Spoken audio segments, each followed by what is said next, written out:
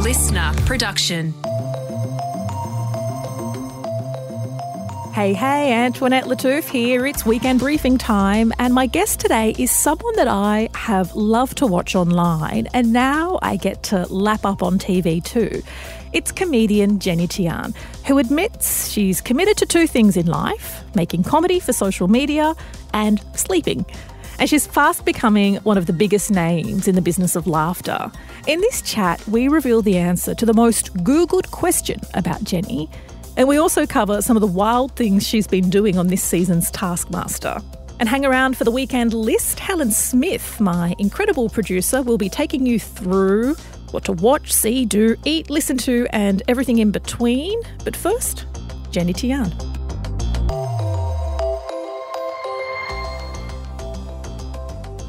Jenny Tian, welcome to the weekend briefing. Thank you so much for having me. I found out something interesting about you that I didn't know, although I've been following you and love your journey. You were born in Finland. Yeah, I know. It's so random, It is, right? Yeah, so my parents basically they grew up and lived in mainland China. Yes. And then my dad got a job at Nokia back when it was brick phones. They were everything. They were like the Apple of what we have now. Yes. And it was the 90s. And my dad's like, I have to take this IT job. I have to do it. This is the future. Nokia is the future. Exactly. Nokia and their brick phones are going to pave the way because literally they're so strong you can't even break those phones. So, yeah, he and my mum then were like, okay, let's move to Finland. Let's start a life there, not realising that it's extremely cold. Yes. And that there's so much wildlife around. Literally he would tell me about how bears would knock on doors. And I don't know whether he's exaggerating. Maybe he's making it up. But bears would knock on doors. They sound like polite bears. They're knocking on the door. Right, exactly. Like a nice Pooh Bear, yeah. And they were just after a bit of honey, apparently. Yes. So they would go around to all the doors, trying to get honey from the households. So it was full of wildlife. But then my mum and my brother were extremely allergic to this wildlife. Right. The trees and stuff. Yeah, I don't know why they didn't just take an antihistamine. But then that meant that they were we got to get out of here. And then they moved to the complete opposite climate, which is Australia. Yes. Also known for dangerous wildlife. True. A very different type though. And that's how I've ended up here. Beautiful climate. They're yes, we like it. Nothing allergy-wise, Yes. so we're staying. How old were you when you moved to Australia?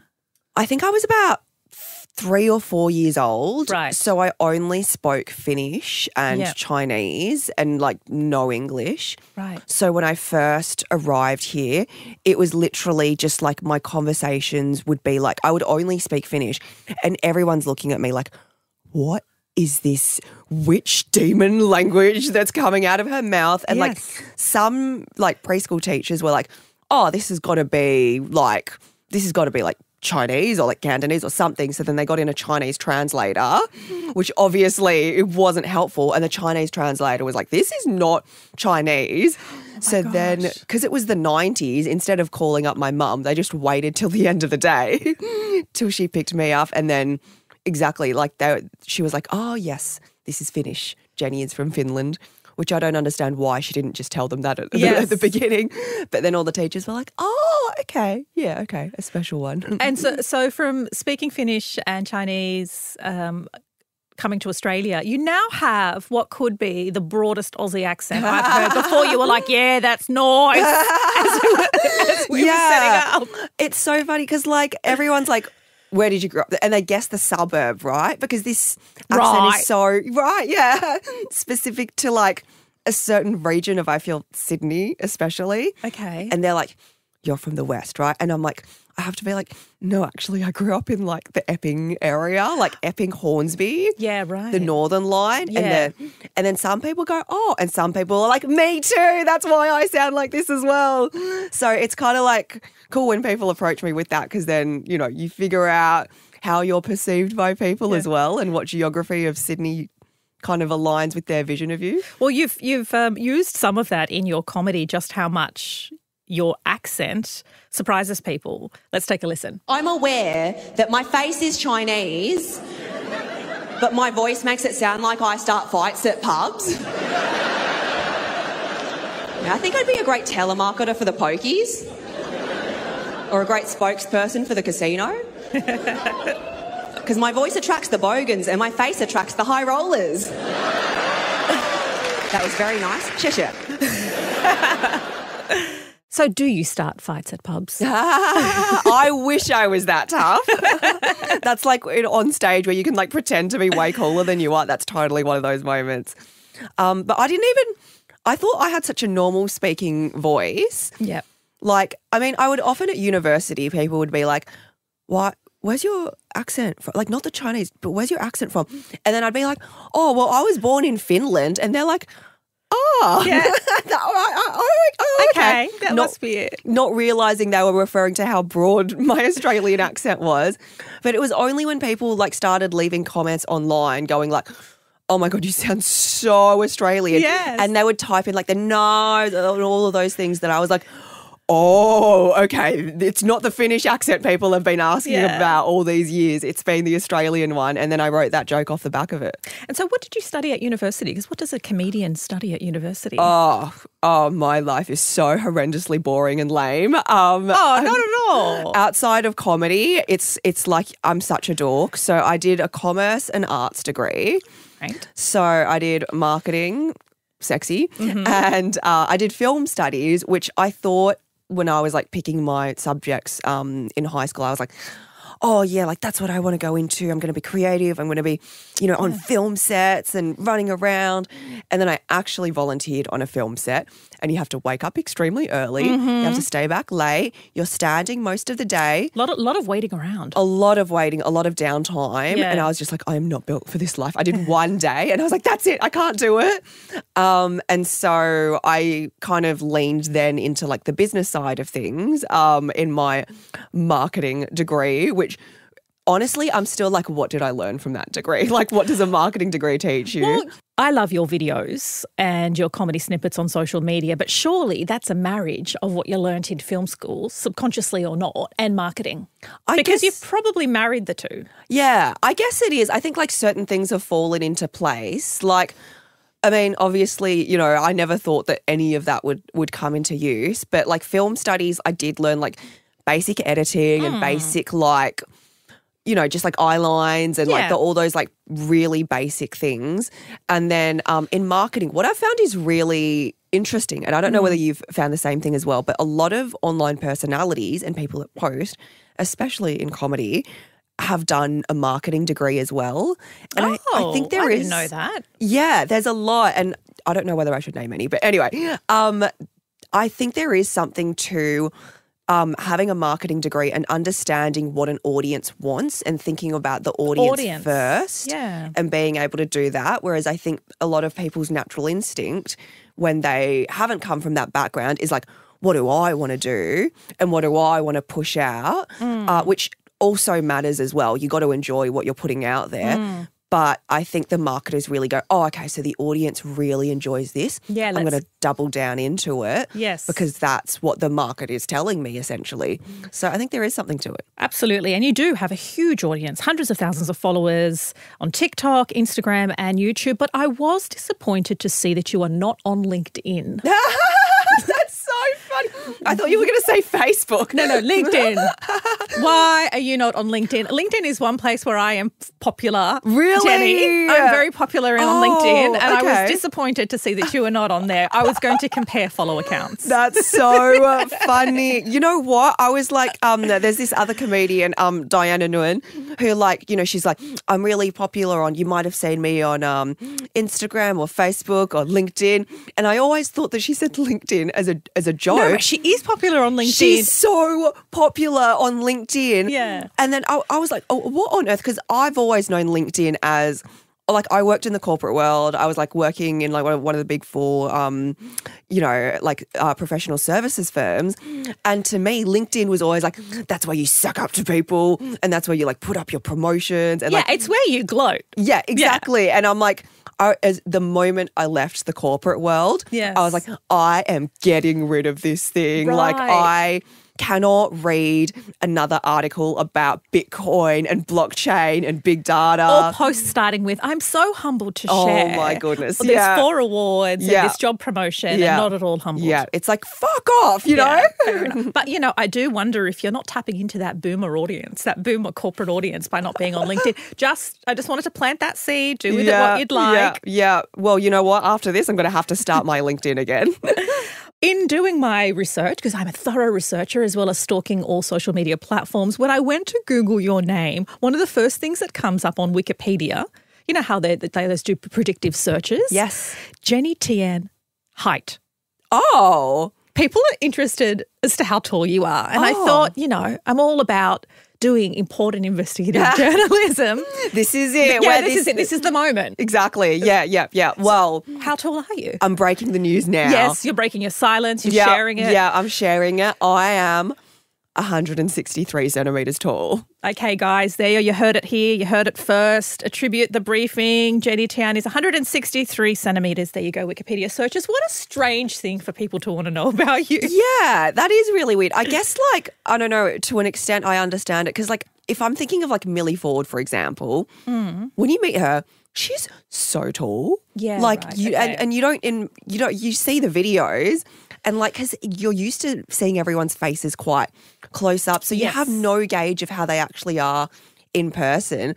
And I was like, wow, she could be a supermodel if she wanted to be, she's so tall. So I understand where that comes from. For me, though, I am quite little. Okay. Anybody who wants to send Jenny clothes, that's her height? That's my height, and my size is I'm an extra small. There you and, are. Foot size? Shoe size 7. Very good. Yeah. Your current tour, or your current show, Chinese Australian, A Tale of Internet Fame, what can audiences expect? They can expect to hear about my journey of how I started in the first place with online content, because before all of this happened, I was kind of famously known in the comedy scene for not having Instagram and not really ever posting and only having Facebook and never posting on it unless I absolutely had to. A promoter would be like, hey, we're on low ticket sales. Can you please share one of our posts? That's when I'd post something. But other than that, I was not on social media. So it's the transformation of that plus working in my corporate world into stand-up, comedy, and also then just kind of being in lockdown, which I remember so clearly because I started posting videos, but then why I started posting it and the decision behind it, and then how everything just kind of bubbled, and also the consequences I experienced of it, which is as someone who never ever really posted, then meeting the whole internet where everyone can say anything about you and have any opinion about you, which is amazing, but also very scary. Yeah. And so tell me how, in a timeline, where your comedy started, where posting regularly on the internet started to where you are now. Because often when people pop up, like when I came across you, I was like, must be an overnight success story. Because in my feed, it's an overnight. It's an overnight thing. But I'm keen to know what that journey was like and how many years it took. Yeah, I mean, for so many people, it looks like an overnight journey, but it's so much work. I mean, you would know as well. It is so much work to actually do it. And, I think I started, I started comedy in, I think, when did I graduate from university? 2016, a month or two after graduation, I threw myself into an open mic, and then I was doing that for 4 years, and then I finally had enough material together for an hour, and I was doing Sydney Comedy Festival, and that was coming up, and I was like, the marketer brain in me was like, but I have no audience. How are people going to find out about me? Yeah. And then I started posting this is how green I was to comedy. I didn't even have clips on my phone of me performing stand-up. So then I was like, well, I need an audience. So I said one of my jokes into the phone, and then that just popped off. And I was like, was that your first post? That was one of my first posts. I had a few that were just ones that were jumping into trends, but I think my third post ever was a joke about my dad. Yeah. And then that got 500,000 views within a week. And I was like, whoa, this is amazing. And then so I kept posting on it. And then I realised, oh, actually, I have to save these jokes for my show that I'm going to perform. So then I started going into sketches. And then I was posting like very irregularly, like maybe once a week, once every 2 weeks. Yes. And then lockdown happened and I was like, I have no stand-up comedy. I have nothing to do. All my friends were like, Jenny, there's, TikTok, like people go viral on this. Like, are you still working your corporate job at this point? I'm still working. Yes, so I'm still working a day job. And they're like you can like really make yourself. And I was like, but I hated the idea of like content creators and influencers at the time. Like there's such a stigma against it.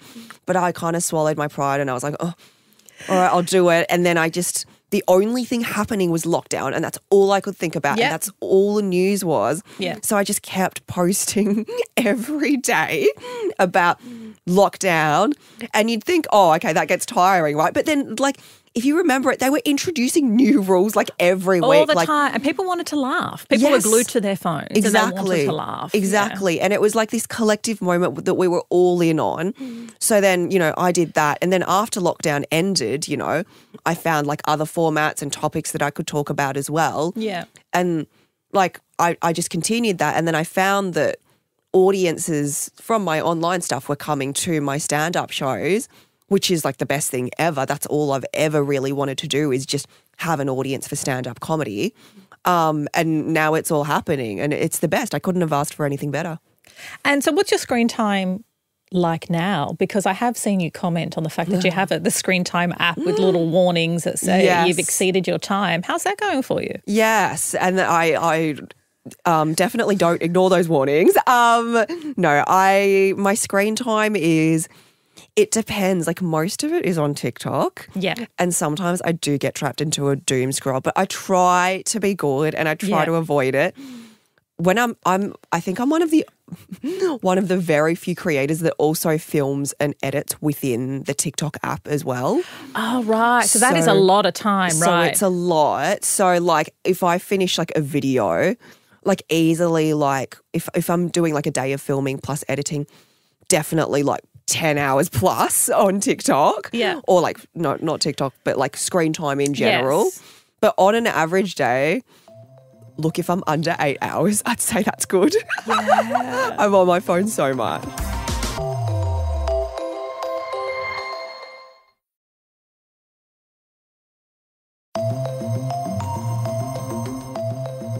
There is a bit of a bucket list moment coming up for you, the Edinburgh Festival. Yes. Oh my goodness. I mean, I feel like we now all know Edinburgh Fringe because of Baby Reindeer for other reasons. Yes. Oh. So now it's like got that stigma. But anyway, Edinburgh is like, I'd always heard about it.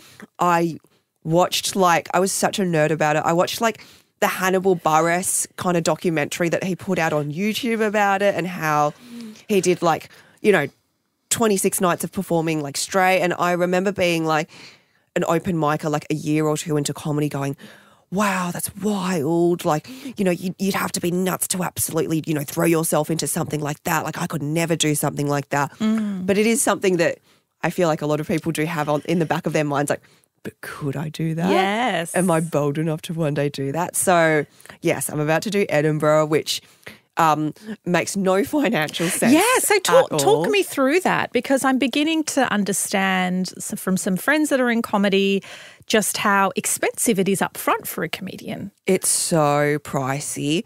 So firstly, without even having to perform, you're paying for your flights, which from Australia to Edinburgh, not cheap. Yes. Your accommodation, which all of the accommodation gets jacked up over there. So they increase the prices because they know how popular Edinburgh is. And you're there for weeks, aren't you? Yeah, you're there for basically a full month in the month of August. So it's expensive. So a lot of people live in student accommodation. That's considered quite a good option. I'm living in a share house with 6 other people, 1 bathroom, and that's also considered quite good. Yeah. Will you make any money from it? If I break even, I would consider that a win. So I'm not doing it for cash. I'm not doing it for money at all. I'm just doing it to improve my artistry, be a better comic and just have a fun experience and be surrounded by artists as well. Because so many people go there, like internationally. It's huge. People fly there and you get to see like the best of the world basically. So I'm there to be inspired, and like the venue costs as well, the marketing, the advertising, printing out flyers. It's a grueling time. And you bear all of those costs as a comedian. Yes. So like, I mean, I have a producer there as well that'll help me kind of manage all of it. And also, you know, there's fees for producers as well. But yeah, basically if you make a loss on it, well, you know, you kind of have to take that on yourself. So you have to be in a pretty good position to be able to, A, take a month off work if you do have another job, or have enough money to not make any money for a month. Yeah, exactly. You have to be quite financially stable. And look, there are some people that kind of just throw the hat over the wall and like will, in places where they're not so financially stable, just go for it. And I'm a risk-averse person, so I've kind of waited until I'm a bit more comfortable, until I'm ready to lose money. Like that's how I'm going into it. I assume that I'm going to lose money when I go there. Because I guess you're doing that. It's an investment. What's there to gain? Enormous amounts of exposure, connections. I mean, like, I think a lot of people think, oh, yeah, enormous amounts of exposure, but I'm not even kidding when I say I'm doing a show in an attic that seats 30 people for one of my shows. And the other one is, I think it's like 60 seats or something. Right, okay. So it's not like I mean, my exposure in Australia is more. Yeah. I'm really going there to be a better comic and to be exposed to, like, how do I play internationally, you know? Like, I'm not going to be able to rely on all these local references and, you know, my accent and everything. Like, they'll be like, oh, no, she just sounds like a regular Aussie. What is this? Yeah. So, you know, when I don't have all these things that I rely on in Australia, who am I as a comedian? That's what I'm kind of interested in exploring. That's incredibly exciting. And what else do you have on that bucket list? Because, you know, you've got a podcast, you're dabbling into some TV. Yes. I mean, speaking of TV, other bucket list items, I got to be on the season 2 of Taskmaster, which is so cool. It was like the biggest pinch me moment I've had so far, I think, in my whole career. So for people who aren't familiar with the show's premise, talk us through it. Yes. So it's the silliest thing, but basically 5 comedians are set to perform a series of different tasks, and the tasks would be something like, you know, get, you know, this ball into this hoop, and then you pick up the ball and you find out it's like sticky or something. Like there's a lot of tricks to it, and then you just end up looking like an absolute fool in the funnest way possible. And then you do the tasks, and then you get to watch back your task and see all the other contestants' tasks as well and how they did. And then you will kind of like debrief and discuss it together. Yeah. And it just I think it's one of the most genius formats. I'm such a fan of the show. So when my agent called me up to be like, hey, you're going to be on the next season, I was like, oh my God. Oh my God. I was so expecting her to call up 15 minutes later and be like, oh, actually, no, we got the wrong person. Yes. Withdraw everything. But I was like, this is so amazing. It was so much fun to be able to do it. And the other contestants as well, I was like, I can't believe I'm in such good company. So the cast for my season is Will Anderson, Lloyd Langford, Anne Edmonds and Josh Thomas. Great. And to sit next to such comedy legends and people that I've grown up on TV watching. Like I used to watch Will and Josh on the Talking About Your Generation show, the panel. Like, you know, Josh was Gen Y, Will was Gen X. I was like, this is the coolest thing ever. I can't believe I'm sitting next to these people and we're all being humiliated by these tasks that we've done. Oh, I'm so thrilled to see you thriving, and I can't wait to hear about your adventures, 6 people sharing one bathroom in Edinburgh. Yeah. We're really going to have to keep that shower clean. Jenny Tian, you can catch her on the small screen on Network 10, 7:30 every Thursday. That's on Taskmaster. Or if you so happen to be in Scotland in July or August, she'll be performing at the Edinburgh Festival. This is my favourite part of the weekend because I get to chat to Helen Smith and figure out what crazy and quirky things she's been buying and doing. Helen, what's the latest? Okay, so my latest recommendation is Chicken Shop Date, hosted by Amelia Dimoldenberg. Okay. So this is kind of like a YouTube short little show, and it's framed as like going on a date at a chicken shop, like chicken nuggets. And it's so weird and wonderful and wacky. It started as a column, like Amelia's been writing this for about 10 years, and then she morphed into the, content creation, YouTube videos.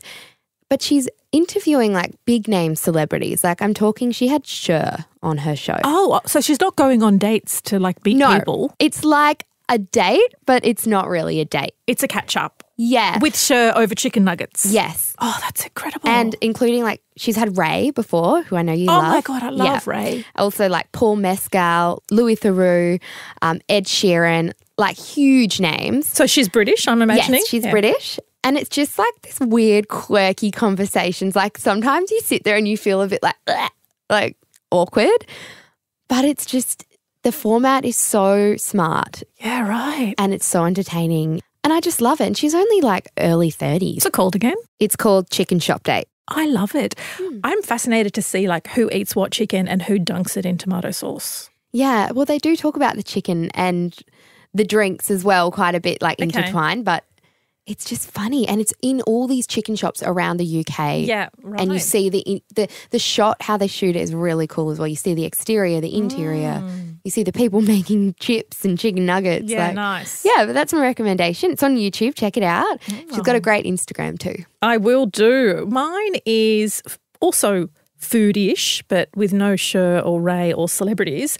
And it's making homemade Za'atar wraps. So you may know, most people would know what Za'atar is. It's that savoury dried herb mix with oregano, thyme, cumin, coriander, sesame seeds. It's a very basic Arab staple. But if you can't get to a Lebanese bakery, I like to do kind of a cheap one at home where I get the Greek pita bread. I do a mix with my olive oil, but something that they do, which is sort of quite traditional as a wrap, is you can put it in the grill, or if you have a little pizza oven. When it comes out, I add mint, capsicum, black olives and tomato and wrap it up into a sandwich.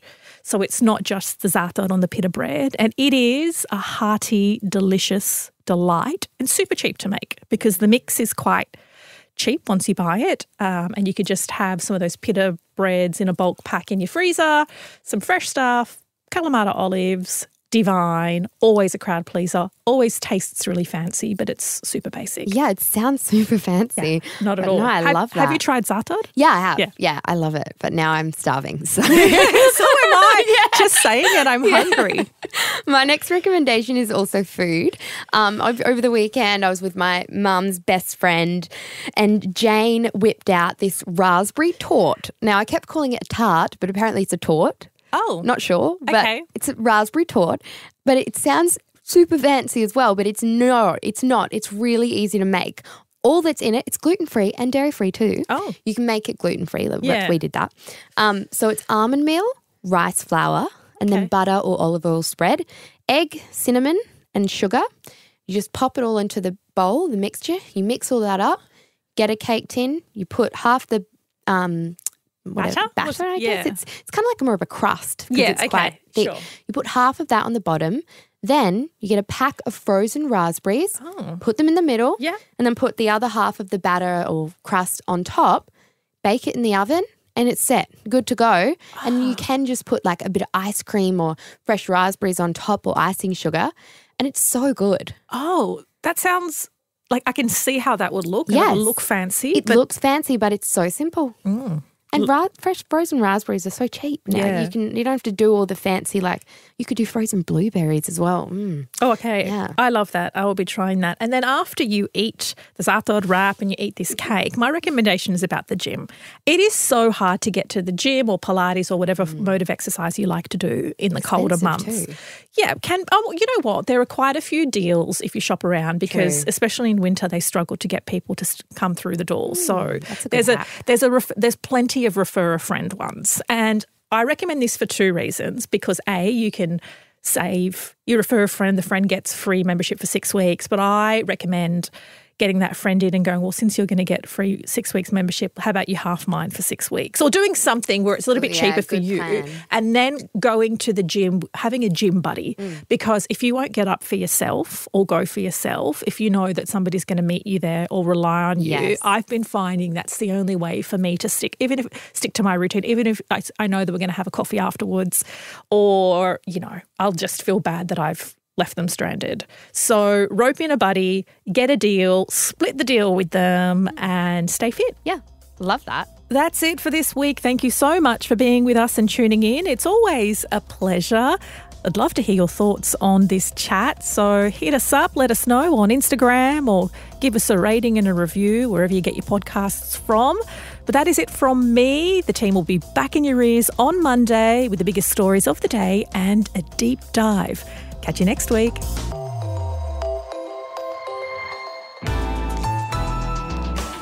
LiSTNR.